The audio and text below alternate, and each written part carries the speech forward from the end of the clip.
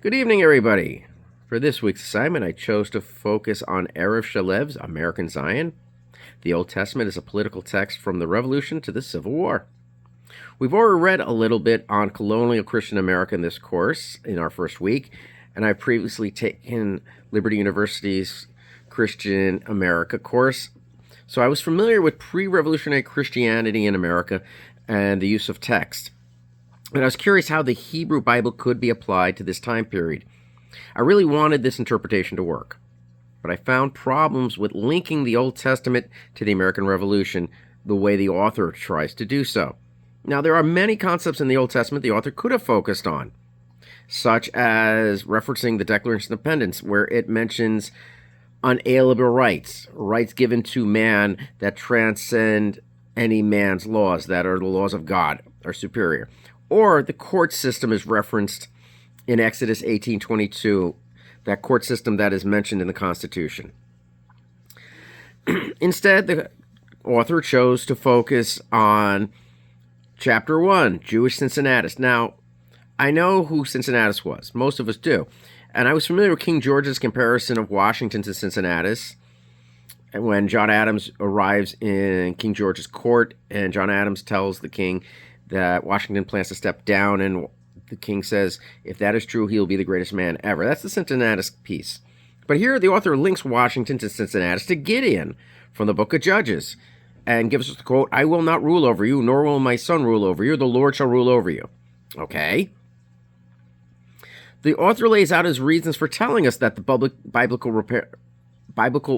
republicanism underscores the importance of the Bible as a political text in our nation's formative years.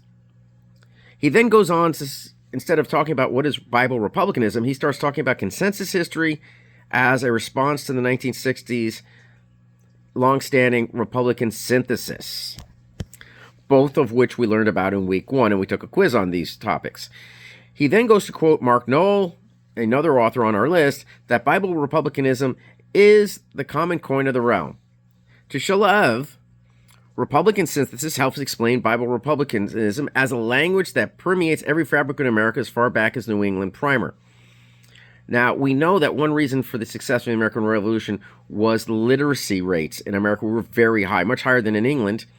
And while the primer did have something to do with that, it's really the literacy that comes from high reading of the Bible in New England, as well as in the other states, but especially in the New England states, that allowed the word of the revolution to circulate.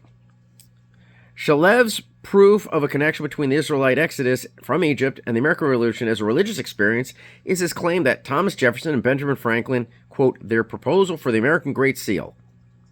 The Great Seal, if you look on the back of a dollar bill, is the Eye of Providence over the unfinished pyramid of 13 stones symbolizing the 13 colonies. Why mention Thomas Jefferson as a not religious man when last week we already learned that Thomas Jefferson was a religious man? And we know that Benjamin Franklin also had his own sense of religious observance. The author then compares the post-Republic Empire of Rome to the American Revolution to, quote, biblical Israelite polity as corruptible. Now, there are many examples of corruption during times of the Caesars, but there are also examples of honest Caesars, such as Marcus Aurelius, who was one of the 5 honest Caesars, and Aurelius ruled from 161 to 180.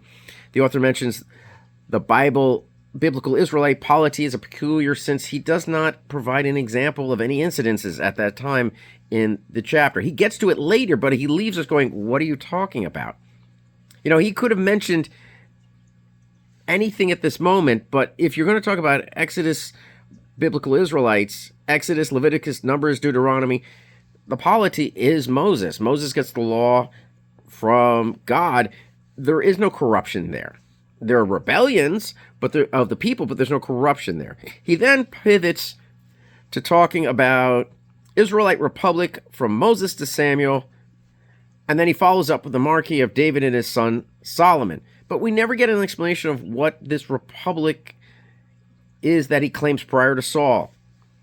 Then the author skips forward to the Maccabean revolt of 160 without explaining why, and then makes reference in a sentence to Deuteronomy where God had rebuked the people for losing their way. So he's skipping back and forth. for a historical narrative, he's not going historically in sequence. He then mentions the book of Esther, which, while is a Persian narrative, is not historically an accurate narrative. And then he jumps to the story of the Maccabees with Josephus.